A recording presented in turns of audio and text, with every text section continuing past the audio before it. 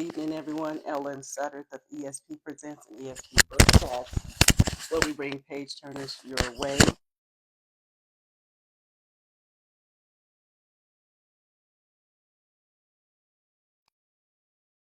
Let me know if you can hear me. Again, Ellen Sutter of ESP Presents and ESP Book Chat. I see you out there, Mary.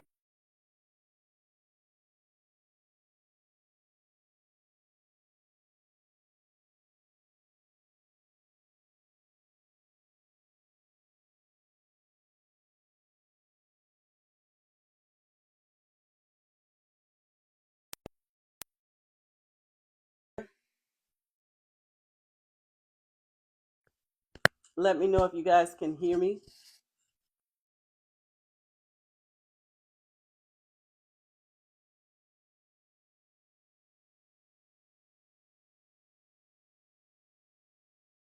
Right quick. Let me know if you guys can hear me.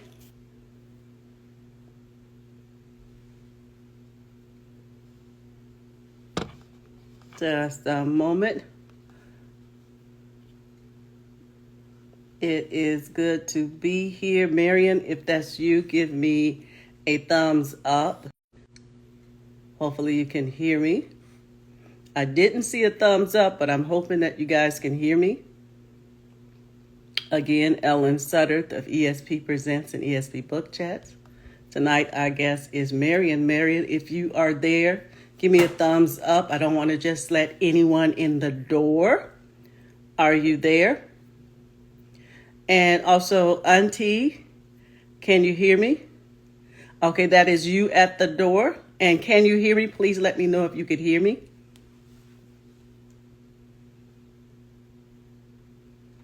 If you guys can hear me, give me a thumbs up. Again, our guest tonight is Marian West Ulrich.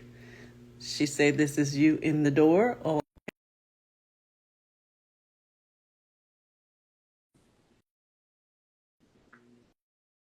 Come on in the room.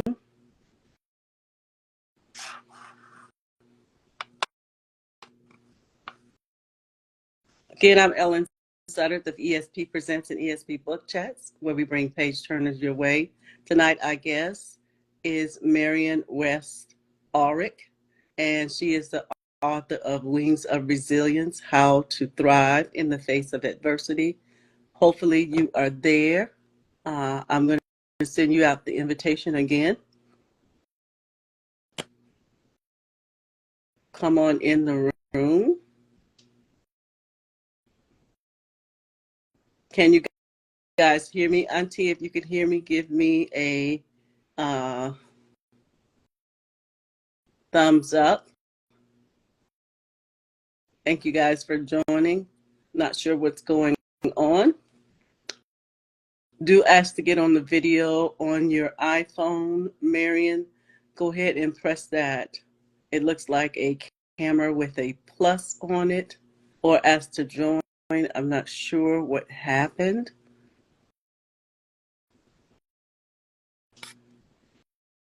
Our show starts at 8 o'clock. Thank you guys for coming in. Hello. Hello. I was trying to get in, and for some reason I wasn't getting in, but I'm glad to be here now. Thank you. You're a little fuzzy. Just kind of go back some. I don't know what's going on. Oh, Hopefully okay. you just a little fuzzy. I don't know. It still looks digital to me, but yeah, that's good. That's good right there. Is that better? Yeah, that is so much better. Folks are coming in. Good evening, everyone. Thank you for coming in the room. Do swipe, share, and swipe. Thank you guys for being here. Our guest tonight is Marian West Ulrich, and I am super happy today have day 2. And tell the folks about yourself and why you penned the book. Well, hello everybody. My name is Marian West Ulrich, as Ellen said, and the reason why I wrote this book, I think it was planned by God for me to write it, because several years ago I actually put this manuscript together and set it aside, and we moved from the West Coast all the way to the East Coast, and I had a daughter named Nina that kept saying, Mom, when are you ever going to put out that manuscript? And I said, oh, Nina, nobody really wants to hear that.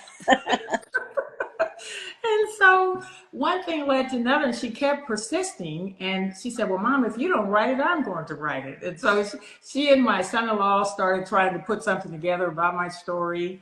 And lo and behold, fast forward about 4 months after that, I was up in the attic, up in my house here, and I was looking for a picture from one of our ancestors from years ago, and something fell out of a box onto my foot and hurt my toe, and it was a manuscript for this book. Awesome. Yeah, so that's, it came together, and it took a few more months to kind of get it honed into the right way where people could really get something out of it. And I'm just so thankful that it is helping so many people. I've been getting messages all week about people saying they couldn't put the book down and how it's helped them. And even other authors have contacted me. And I'm just really excited about it. And I hope that all the people that read it will glean something out of it, because I put a whole lot into that book. In fact, I never thought I would share some of the stuff that I shared in it, but to God be the glory. I really like the book, and I'm still trying not to give it away. But Yeah. can you give them a little glimpse about what is in the story? What would the book tell them about? Give them a small glimpse. Don't give it all away of this book that you put together. As I said before, when I talked to you, the backdrop that you gave about this story was what grabbed me in, and I wanted to hear more. Could you tell them just a little snippet of what this book entails in its pages? Well, within the pages of the book, it starts out going all the way back when I was a young child. I have a sister named Beverly. She and I we lost both of our parents, and that was a journey in itself. And but prior to losing our father, he instilled so much in us. He taught us so many things and taught us how to have confidence in ourselves. And although he was taken from us at a very young age, I was only 13 when he died. My sister was 11. He died 2 days before her birthday. And then when we were little children, our mom passed when I was only 23 months old, and my sister was 7 months old. And I didn't realize that I had gotten what is now called PTSD, because I watched my mother die day after Mm, day. And then when she took her last breath, I was there at the bedside. And being a wow. little child, less than 2 years of age, that's pretty traumatic. So yeah, that it starts out there, but then it takes the reader to the community that I grew up in. And I'm so Yes. I just love the community I grew up in, because just to let everybody know, we as Black people, we grew up in a very, very affluent town called Webster Groves, Missouri. And Webster Groves was and still is a very affluent place to live.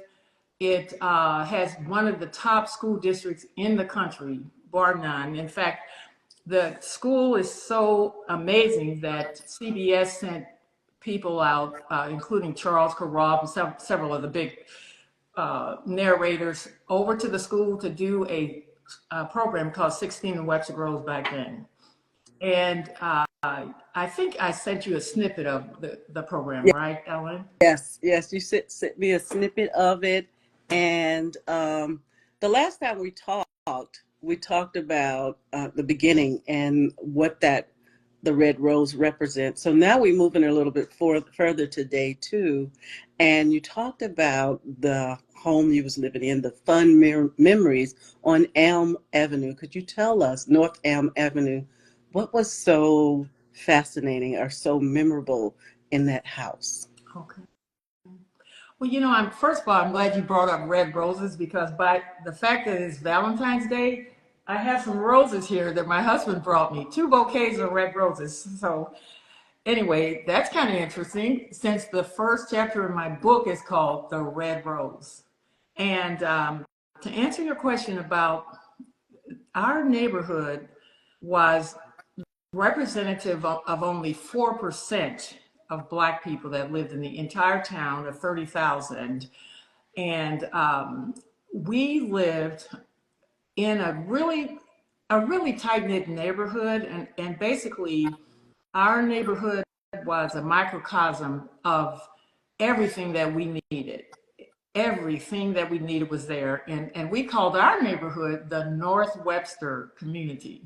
And the North Webster community was a group of African Americans. Back in those days, I think we were called colored Yeah, then.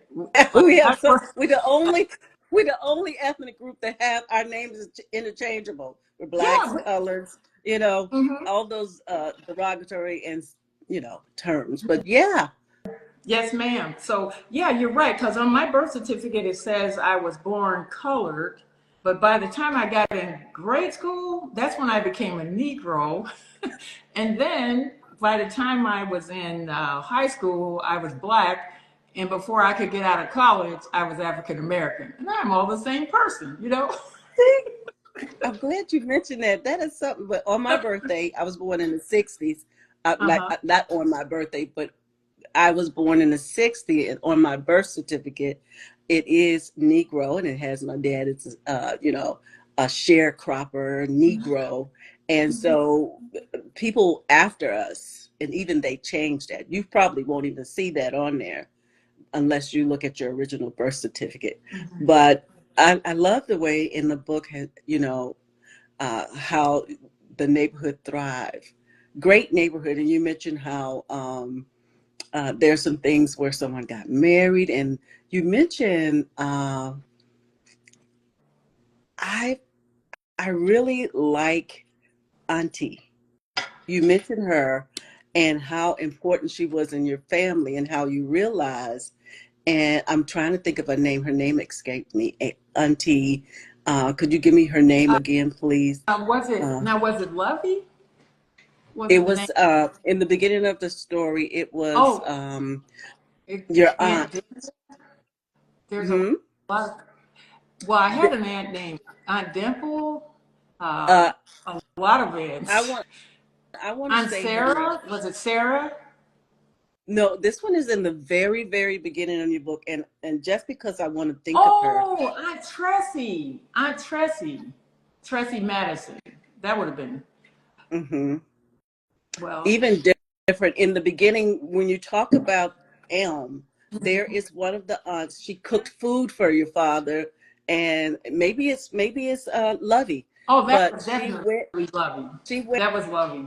she went and she made food and stuff, and you didn't realize that because there were so many wonderful people in the book, that was the community of you, but you didn't realize that she made the reason for making this food is because in the Jim Crow era, Oh, that they couldn't eat yeah. at restaurants and stuff like that. And I like the way you had kind of found that out.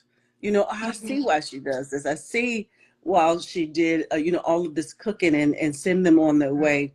Yeah, so that was a very important uh, drop it, snippet in there. There was just a wonderful community of women. Also, in your story, you talked about what your dad said, and I'm just going to not too much paraphrase, but what he said was, someday you girls will have access to doors that were closed to him. So, what Yes. were those doors that you and Beverly had that you can recall that were open for you that was not open for your dad? Oh, yeah. Thank you for asking that question. First of all, my dad, he grew up. He grew up in a time in an era where Black people could not get a full education. He grew up way out in the country, an area we call Chesterfield now, but back then it was called Gumbo.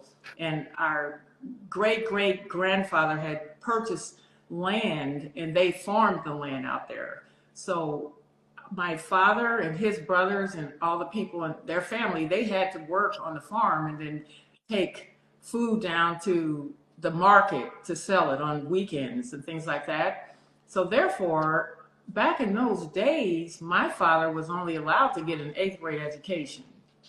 Eighth grade. Although back in those days, I really believe an eighth grade education was probably as well as some colleges Yeah. today. Yeah. Because they really taught people. And as the book stated, my dad was actually very eloquent, and he represented himself well everywhere he went. And Mm. he actually had a lot of value on education. In fact, when my sister Beverly and I were young, I remember we used to sit out at the dining room table or either the the kitchen table, and he would just drill us. He wanted to make sure we spoke correctly. We spoke with no knowledge of the word, what they meant. Even when we were 4 years old, we were reading. And he always had us reading something. Like in the morning, he'd get up and go to work, and he had his newspaper and his coffee. And then Beverly and I are sitting over there, looking at the funny papers, we used to call it. You remember that? The comic strips? Yes, yes. As you were speaking, Marian, I thought about how, like, my dad with fourth grade education and can read, and his brother couldn't read, never could read, but he had a fourth grade education and read. And my dad, he would tell us different times, like, even as having a book in your hand, they were very proud, stand up, hold your book. Even if you can't read the book, just walk with your head straight up and all those different things because of culturally things that we had to be better. We had to be 2 times, 4 times, if you want to say better, and to just be instilled in that and learning like from your father. And just as you mentioned a moment ago with the eighth grade education, imagine it to be like a college, in comparison, the level of education that he was, that he had learned, and to also want his kids to have more. And then there's some families that, say, I'm not going to be anything, you're not going to be anything, the doors is not going to open for you, whereas your daddy's seen more of a future. And again, back to what were some of the things that you and your sister would say that you had more access to than your father had? Well, first of all, we had a better education. Mm-hmm. We were, he sold property so we could all, and so did his brothers and sisters and everybody else. So we could move to this town called Webster Groves, which had very excellent school district. So that was a priority for him. And he used to say, someday you girls will be able to realize dreams that I could only just dream about or think about. For instance, he never had an opportunity to go to college. We did because of him and all the people that came before us. And he just didn't have the experience. Like he used to have to go in the back door of a Mm. really elegant hotel. For instance, my sister and I, we're always in elegant hotels. This is place in St. Louis called the Chase Park Plaza. And back in the day, no one black went through the front doors. Mm-hmm. Only the wealthy white people, and we weren't allowed, and they just accepted it. That's what life is about. However, our father just seemed to instill in us, if he said, don't get bad grades, always study hard, work hard, and someday you'll get your education and you'll get a good paying career, and that's how you can move. So I kind of think he lived his life through us, Mm-hmm. by explaining those things to us. He took us as far as he could. He True. took us as So far as he true. could, and I really believe the foundation that he left is instilled in us today. Mm. It's still in us. That is beautiful. I like the way you said he took you guys as far as he could take you. I'm going to reset in a moment. Hey, hey, hey to you, our literary ambassador. You would love to see her. The literary ambassador, check her out as well, Marian. And thank you guys for being on here today. I guess it's Marian West Ulrich. and we are talking about her book. Um, Go ahead and show your book to them. I have it on Kindle, but I didn't bring my Kindle with me. And Here there's it is. her book right there, Wings. Could Wings you, of because I can see Resilience. it. Yeah. Wings of Resilience, Hmm. How to Thrive in the Face of Adversity. Yes, yes. And there were a lot of things that you had endured. Not only that, just to, like you say, to be there, and even though you were young, they always say that your brain, even though you're young, something that is huge. She loved Wendy. I mean, she loves the book cover. Our literary ambassador, Queenie, she Oh, loves the book cover. She loves purple. They say that when you have a traumatic thing, no matter how young you are, it's a big impact on your brain. And for you to go through that, and that is something. And then the resilient things, as they will read it, they will see that. I want to ask you, Marian, as an adult, looking back on yourself as a youth, when did you first realize that you were living in the Jim Crow era? hmm. That's a great question. In reality, like I said, our neighborhood was so self-contained. We had everything right there. Like we may not have been able to go all the places that the white people went to, but we didn't feel like we missed out on anything. Mm, And the reason why is, first of all, we had a close knit neighborhood where all the parents wanted the same for their families. We had fathers in every home, mothers in every home. Usually the mother didn't work, she took care of the children, the father went off to work. Most neighbors had at least one car. You were really wealthy if you had two cars. And true. we were in and out of everybody's door all the time. It's like an open door policy. We could leave our doors unlocked. People shared, like all the time. My mom would say, "Go down the street and borrow a cup of sugar or a stick of butter." And then I remember our backyard neighbor would say, "Oh, Miss West, I hear you. I smell that barbecue. Can I at least have a bone?" Yeah, And it was I just love so those nice. days. The village. Yeah, Yeah, we were raised like it that. was like a village. In fact, I know that air conditioning is a good thing to have, but I remember in the day when there was no such thing as air conditioning, and that allowed the community to be closer Yes. because people would sit out on their porch at night and talk, and everybody that walked by, you'd have a conversation. We had friends in the neighborhood. They could come in our house anytime, sit down and eat with us and all that. So we just didn't realize that we were, quote, deprived. We didn't really think about it, but it occurred to us after we got older. I used to Mm, wonder, my dad and my uncle, they would go driving all the way down to Tennessee. And we noticed that they always left at a certain time. yes. And our mom, she fried up all this chicken, a whole big box of chicken. Plus, she had all kinds of snacks and Coca Colas and everything.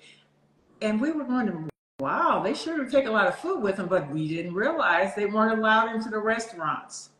Another thing that happened when I was growing up, there was this real nice man in our neighborhood, Mr. Gordon, who was an entrepreneur, a realtor, and everything. And he and some other gentleman from our neighborhood went up to the municipal pool to swim.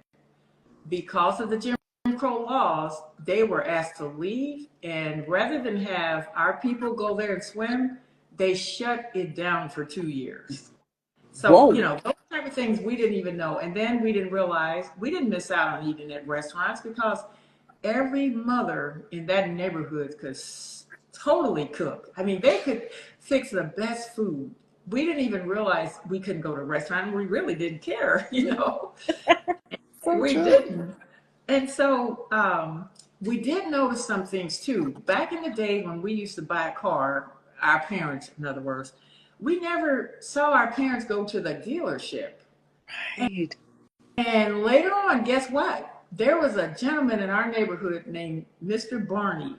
and he worked for the Chevrolet dealership, and he was probably one of their top people because he would bring the car to our neighborhood, Wow. door to door, and let the people test drive it in the neighborhood. And the only time our parents could go to that dealership was after hours. Same thing with the furniture. There was this guy who used to come by named Mr. Duke, and he would have this furniture, and he would take our parents down to look at it after hours. And we just had we had a situation where people that were in our family, they never took a plane because I don't think we were on planes back then, but they took trains, and they were relegated to specific train cars back in those days, Mm. specific ones. And so those kind of little things did show up, but it kind of went right over our head because we had such a full community growing up in not just Webster Groves, but North Webster.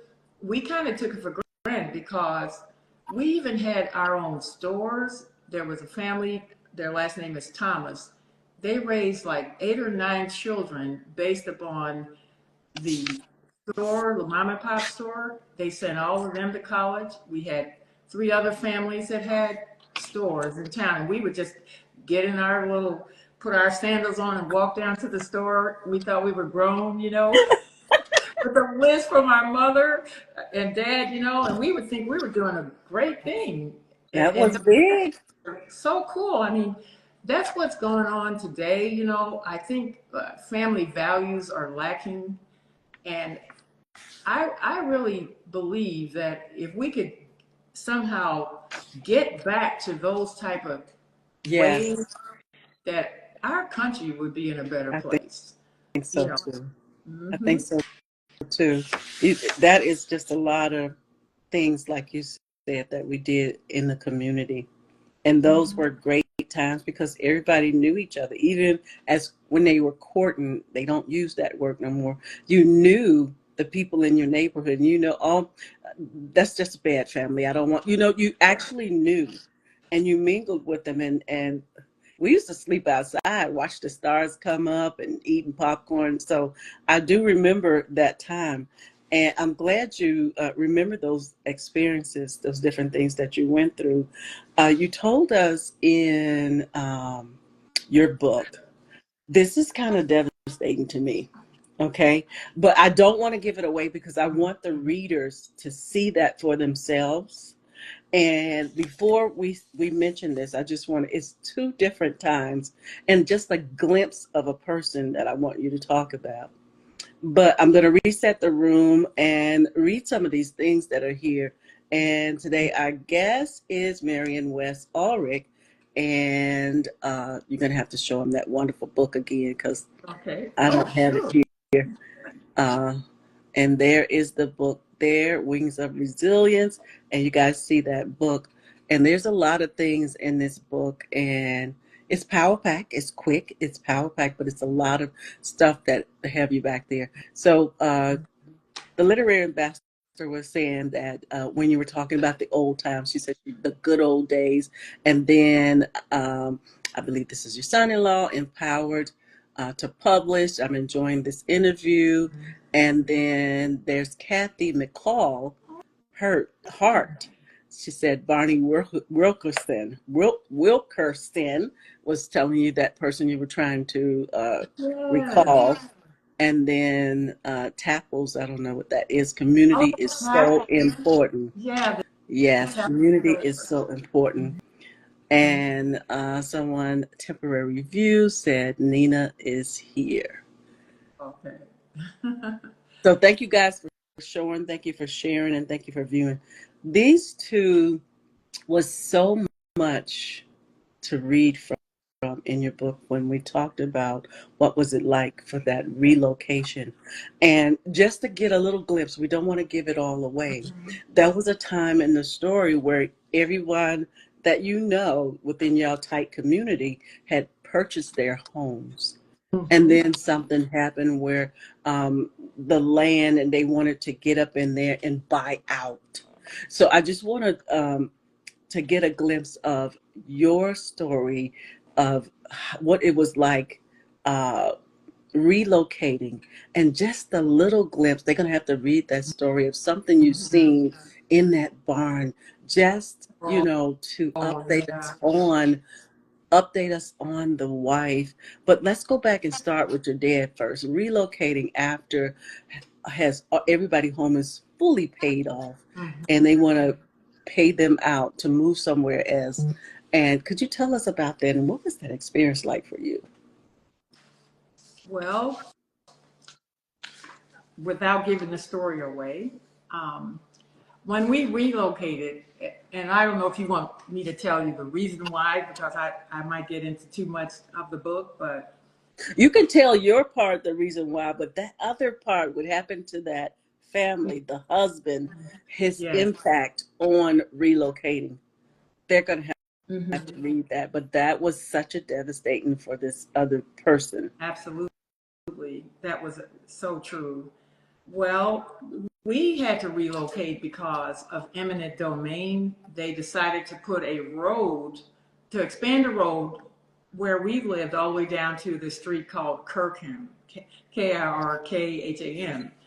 So it was kind of devastating for us because we were used to going to a really great school called Douglas School. We went there, well, we started in kindergarten. We had the same friends, kindergarten, first, second, third, fourth grade for me, and then for my sister to third grade. And all of a sudden we had to move. And first of all, Alan, we that was kind of our anchor, because at that time we had lost, had some big losses in our life. Nobody really knew about it because I think people just didn't know us that well to know really what was going on in our lives. And so once we had to move, we felt that we were stepping away out of our comfort zone to a brand new culture. During that time, the 60s, was it the 60s? Yeah, I guess it was the 60s, early 60s. There was a lot of unrest going on in the South.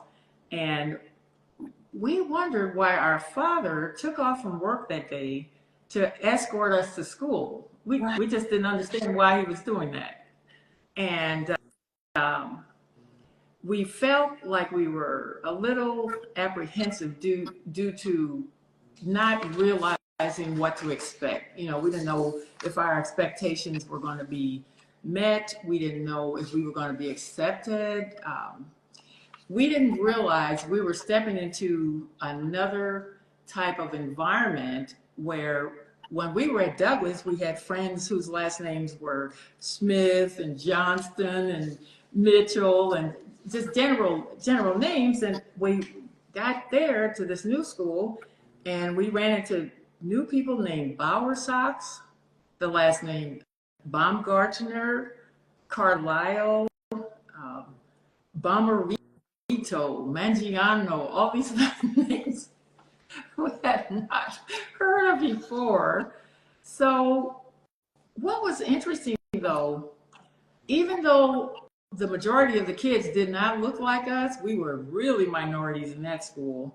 Mm-hmm. Surprisingly enough, the people actually were kind-hearted to us. They were kind-hearted, they were very welcoming, and they actually befriended us, which we were so amazed. In fact, my younger sister, she had a story to tell me about recently. She'll never forget the welcome she had from this little girl who met her on the playground. Her name, she goes, "Hi, my name is Patty Bowersox. What's your name?" And she said, "My name is Beverly West." And she goes, "I'm going to play with you tomorrow on the playground." Oh, that's so sweet. Isn't that so sweet? That is And so sweet. yes, it really is sweet. And there was this little girl named Margie Gibson. She lives right now in Germany, and I will never forget her. She incidentally, she's read my book already. There are several people in Germany that's read my book, but she still remembers those days. And she welcomed me, and so many other kids did. And then we were happy to see that there were some other children of our same skin color there, like a few, not many, but a few. And we were so delighted to that. But we just felt like it was something where were uprooted, and we actually were, you know. So that's kind of the answer in a nutshell I can give you. So was it from what you're saying, based on where you came from, and you guys were a well-off community, everybody was successful. So in my mind as a reader, to me, would you say you were in a all Black community or mixed community at the time? And then I'm going somewhere with this. Okay. Now, The community you were in before you relocated, was it predominantly, or you had a diverse community, or?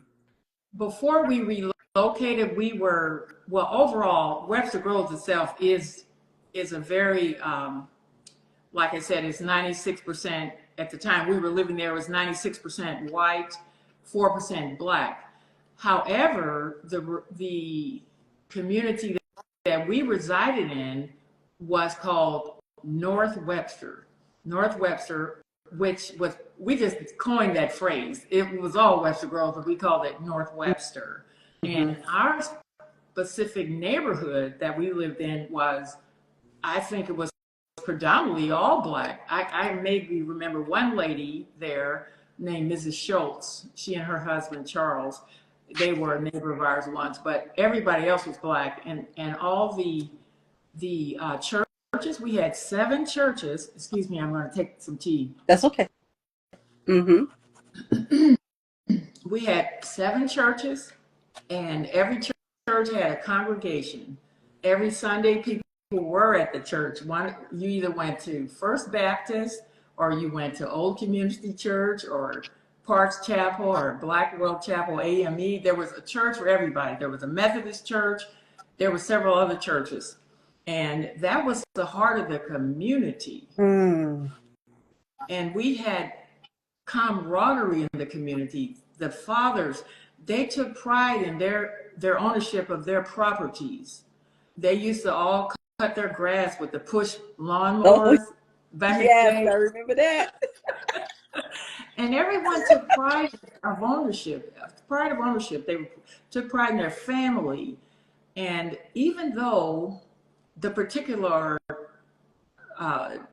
documentary that was put out called 16 in Webster Groves, what was interesting, and I think you noticed it too, the cameras did not come over to our neighborhood. The cameras did not come over to interview our parents, all the parents that are represented in North Webster. But yet and still, when you look at the results of the people, there's probably people listening now, like the one lady named Kathy McCall Hart. She's successful.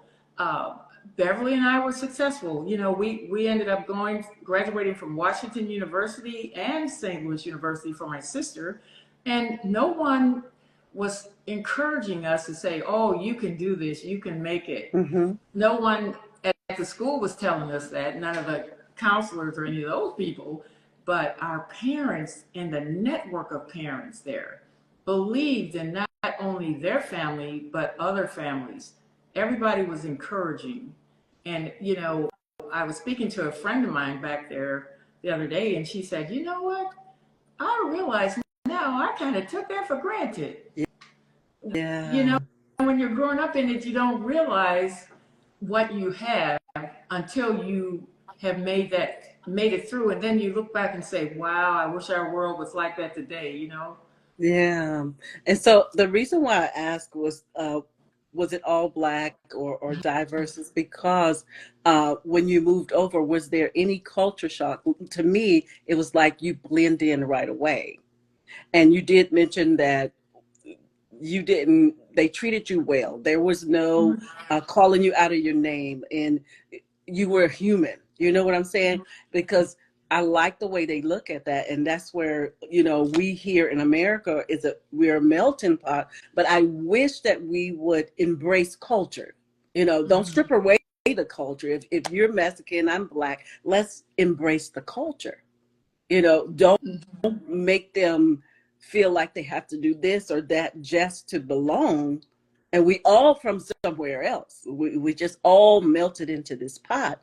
And so just for me to hear that, and then I am so happy that you found your book, your manuscript, but at the same time, how many years ago had you mentioned about your school and now mention in this day and time, that you had that proof already that you mentioned that? Was it years before you heard it up into 2025? When did you, put that manuscript together? Well, surprisingly enough, I put the manuscript together in 2012. I remember Mm-hmm. specifically because I was going through the empty nest syndrome at the time. My youngest had gotten married, and all my kids were married, grown and married. Grandkids started coming, and I was home with my husband by myself in that house out in California. We ended up moving here in North Carolina. So I remember specifically that was the way I could just redirect my energy or sadness. I'm like, I was all sad. But God has a way of working through people in specific Mm-hmm. ways. Like if Mm-hmm. someone had told me that this book was even going to be in the universe, and fortunately, as you know, it's being sold in different countries in Europe right now, and just about every state in the United States, and it's all God's grace. I just feel like I'm just a vessel. Mm-hmm. I can't give credit to. I can't take the credit for what God has done. It is your book is a beautiful book, and the history, the history alone that you talked about in your book, you know, and back to what I was saying, when you guys moved, they will see this in the book. That was so devastating. Yeah. Devastating. Here you have a man, and then I want to ask you about your father, because you said he Mm-hmm. escorted you guys to school. But this man, I'm not saying that your father was not true to his feelings, because you hadn't told us what was that like for him to walk it out. But being that you showed that second family, and I don't, know how long dad and the second family had been into that community, when they read that book and they see the effects of relocating, that Mm-hmm. was devastating. Yes. What were Yeah. your father's, or did he explain his emotion other than when you go into the neighborhood? And you did mention that some of the people moved from where you were, and it was like a close-knit family once again. Mm-hmm. But being a military wife, that's one of the things that the children, they try not to get, they do have friends, but they try not to get too close, because soon we'll move. And then we hear people say, no, I'm not going to friend you too much because you guys always move. You know Mm-hmm. what I'm saying? So that's the only closest I could think to being in a area for 4 or 5 years, and then you have to move to another location. So did your dad even express his feelings toward that, or was it all internal?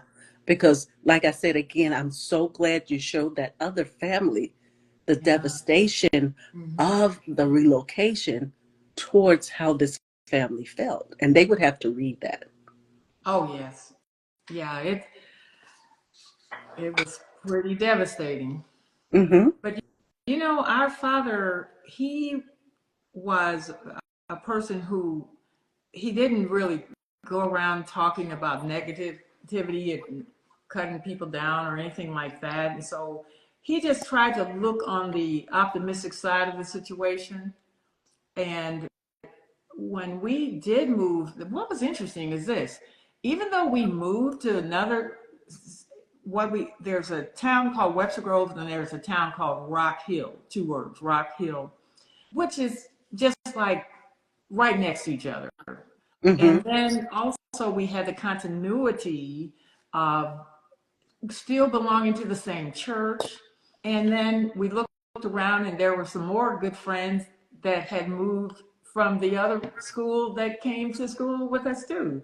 like one of my really good friends named Renee came, and then a friend named Brenda. And so we felt, yay, we're getting our group back together again. Yeah. And also, I think that it was good for us after all, because it taught us how to blend with other people and Mm-hmm. how to get out of our comfort zone. Sometimes we need to get out of our comfort zones, Ellen. It Mm-hmm. helps us to grow more. That's so true. That is so true. What would you still on the part of relocating, and if there's someone out there that may have to relocate, and I know this is a whole total different reason for relocating, but how would you walk that family through? Let's say they've been there for 25 years. In y'all case, how many years were you there before the relocation? Now you're talking about one when I was a child, or one when I was an adult. When you relocated, you were a child when you relocated. Yes, So the even first time. even in that, whatever you could remember, to me that's devastating. To even as a child, if you relocate like that. But I want to, if you look at it both ways, where as a child relocating, because that's hard. You don't have your friends no more. You have to really, and it's really, really different these days. Back in the day, you could say, hey, I got a daughter. She's 15. Your daughter's 15. And they would get together. This day and time, you can't put kids together. Like, I don't want to be with her. She's weird. She's weird. I'm not going over there. They don't want to do that. That's really hard. That's a way to me when they're bullying is instead of getting to know them, they're bullying them. And then they find out, they could have just been friends. You know what I'm saying? Mm-hmm. And so being at that, that younger age, at that time, relocating, what would you tell someone at that young age, if you could recollect, or toward the time of adults, whichever one that you could, recollect or recall of Mm-hmm. that moment? Well, without giving the story away, I think I will focus on the young person that relocated with her parents, because later on in life I relocated, and that was pretty devastating. But out of that came tremendous growth. In fact, I Wow. always say I was born and raised in Missouri, but I grew up in California because I spent more than half of my life in California. So I feel like a Californian actually. But it's the world is a whole different world today. Yes. Like when we were children, and I hope we live to see our country get back to that. But when we were children, we had some continuity in the community regardless. Mm-hmm. And the fact that we had parents to teach us, set the examples. We had a whole host of relatives.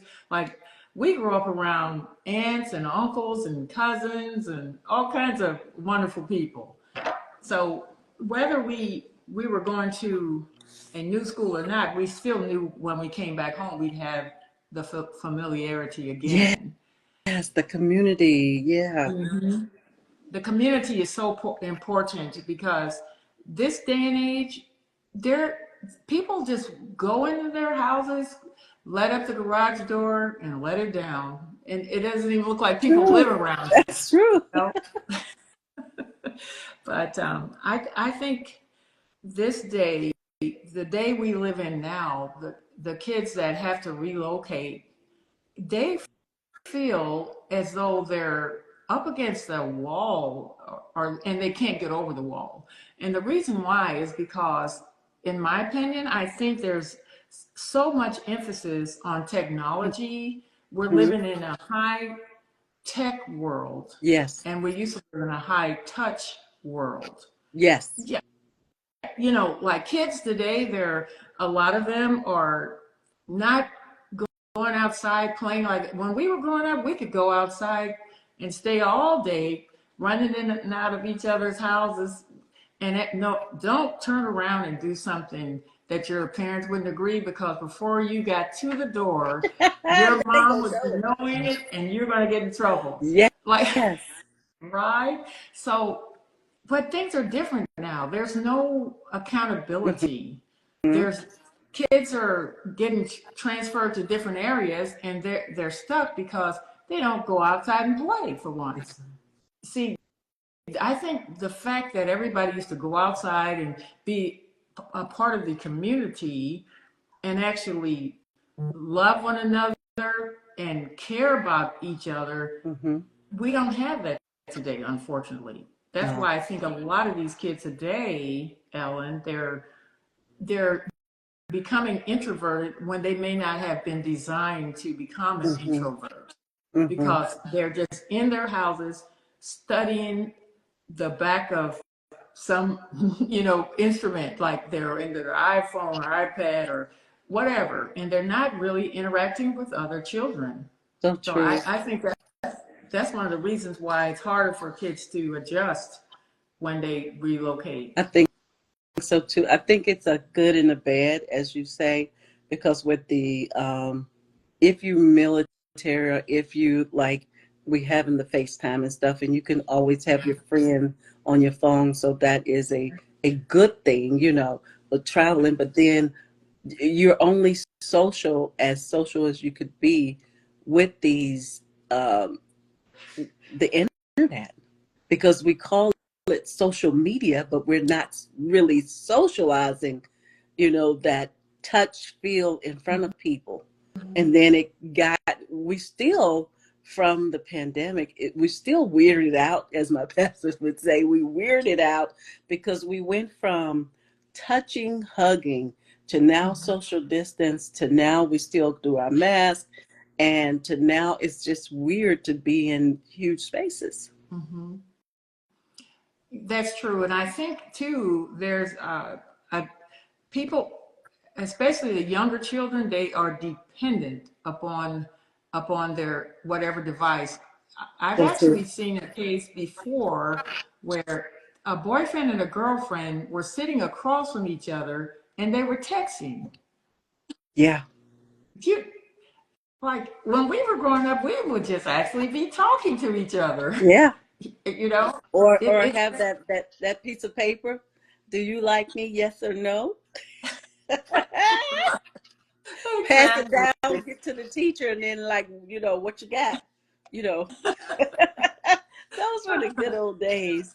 Our time So, is running out, and we do have another day that we will be together again. And we're going to dig some more in there. But like I say, with that last part of relocating school and neighborhood, it was devastating. When you guys read that, we are not going to give it away.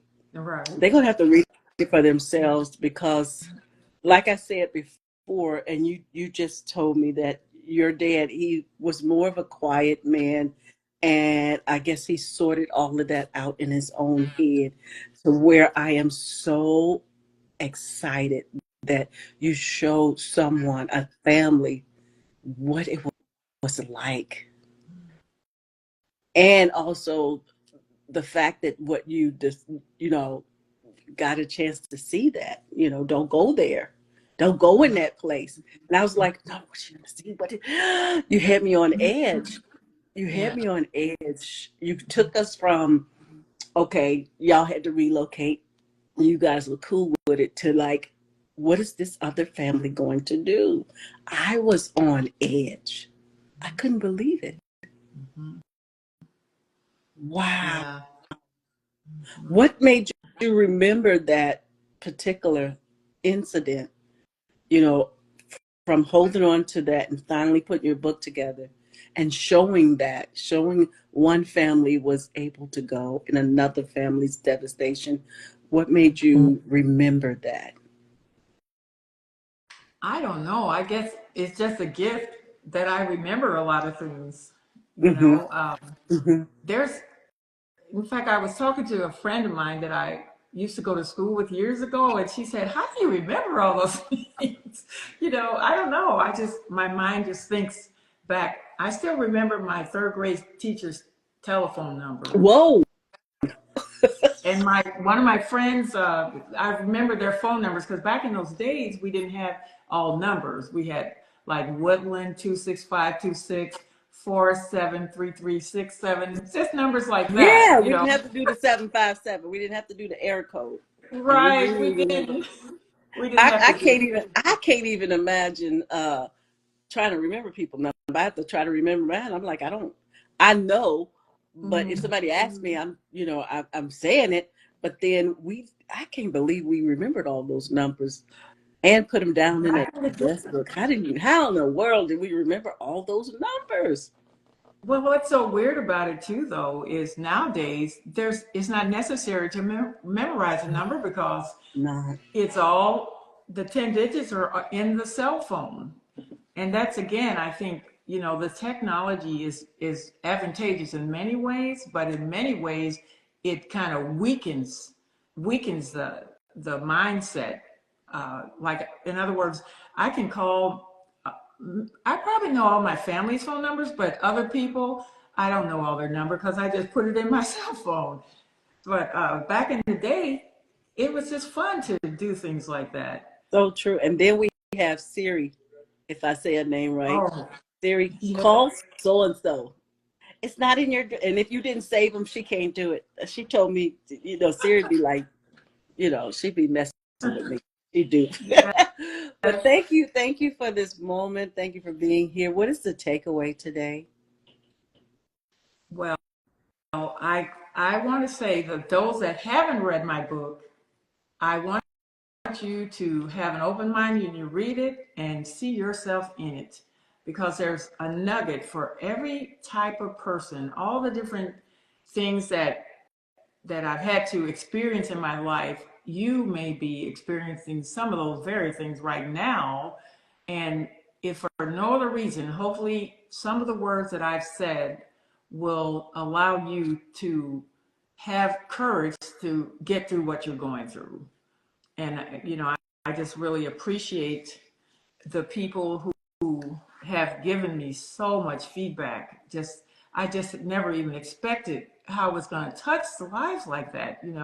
This one lady said she had a box of tissues right next to her bed, and then somebody else said that they normally go to bed at 8 o'clock every night, but they stayed up to the middle of the night, 1 o'clock in the morning, because they couldn't put the book down. I've had so many people tell me that. Wow. And I feel humbled by that. I feel just so humbled because I shudder to think what would have happened if I hadn't ever found that manuscript. Wow. I'm hoping that I'm sorry, Beverly West Parson. She Oh, said that's that my sister. she was saying there's no audio, but I Oh, can hear you and you can hear me. I don't know if she just have to press the mic. There's oh, a speaker, like I said, on the right side. She might have to press that because when the video comes up, it does have the speaker on the side so that you can press it. So hopefully she'll oh, be she able said, to I hear this. can hear you. Who's temporary view? It says, I can hear you. Who is that? Oh, I don't know, but so if they can hear me, that's good. That's good. Okay, I So can hear you. okay, awesome, awesome. So thank you, and we look forward to having you back. We're going to dig some more into the book, and thank you for that wonderful backdrop of what's happened. It's just so many things in there, so I'm looking forward to that. Like I say again, we do not want to give the story away, so you will be back on the 20th, and you had the 6th, 13th, and the 20th. You'll be back, and we will dig some more into that book without giving the story away. Okay. Um, this has been great. Where can they contact you and where can they get your book? Well, my book is primarily on Amazon, but I just found out the other day, my sister called and said, "Did you realize your book is on Barnes and Noble too?" I didn't know that until Tuesday. So they can get it from Barnes and Noble. And then also, I've already got events scheduled up, some events Mhm. where I'll be going back to my hometown for one, to go there. And then I've got some events in Virginia, North Carolina, South Carolina, several things that are lined up That's awesome. already. What part of Yes, Virginia when you're here in Virginia? What part? Suffolk, Okay. That's a Suffolk. okay, yeah, Yeah. yeah. And that's a it's not an hour, but it's 45 minutes. Yeah. That Oh, is well, so nice. we must get together Yeah. then. I can do something up near you That too. will be awesome. That will Yes. awesome. I have a bookstore too that they that's a great place to be, and they can tell you how that work, and I'll give you that later. In fact, your son-in-law know he can tell you Oh, all the details. Yep, he can tell you all the details. You have an amazing night. We look forward to seeing you back on the 20th as we deep dive deeper into your book and bring out some more amazing things that you wrote about. You have a fantastic evening and happy Valentine's Day to you and your oh, wonderful husband. And you guys enjoy your Valentine's Day. oh, thank you. And you and your husband as well. Thank And you. thank you for this opportunity. I appreciate you contacting me to interview him because I have to say, I feel pretty honored since you're the person that normally talks to New York Times best-selling authors. I Yes, hope someday to be one of your New York Times best-selling it will authors. be there. There's some work at it, but it'll be so well. You already Amazon's number one of the week, right? Yes, ma'am. Yeah, I So did the that is number one, good. and I was kind of happy to see that in 7 different categories. That So is I was kind of happy to beautiful. see that. That's beautiful. Thank you. Especially as an independent writer. I'll see you. Just hit that X up there. Have an Okay. amazing evening. All right. Thank you so much, Miss You are Ellen. welcome. See you on the 20th. Good night. All right. Bye. Bye bye. Thank you guys for being here. Again, that is Marian West Ulrich. Now I can share my video of her book here. You guys, it is a wonderful book. And as I say, they love the colors and wings of resilience, how to thrive in the face of adversity. And you'll see in the book the different things whew, she's seen that had happened. It's really something else. But we look forward, and also, guys, on next week we will have Master Sergeant. Um, he will be coming back again, Master Sergeant Clayton Arline, and we will also have Marian on the 20th, and we will have on the 21st. That will be our conclusion of um, Kimberly Beasley, her children's book. We're talking about colorism and racism, and also multi cultural race background. You guys have an amazing night. Thank you guys for being here. Enjoy your night. Bye bye. Thank you.